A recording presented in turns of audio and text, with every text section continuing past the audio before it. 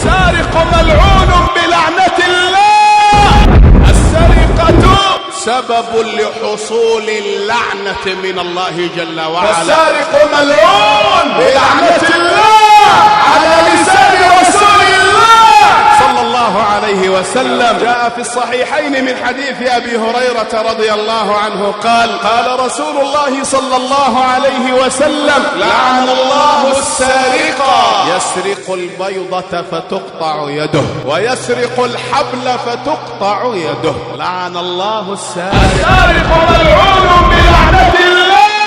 يسرق البيضة فتقطع يده. للبيضة هنا تفسيران، أحدهما أنها لامة الحرب، وهذا الذي استبعده بعض العلماء منهم الإمام النووي رحمه الله. والمعنى الآخر أنها بيضة الدجاجة، وهذا هو الصحيح، أن السارق يسرق بيضة دجاجة ثم يتطور به الحال في السرقة مرة بعد مرة حتى يسرق شيئا تقطع به يده.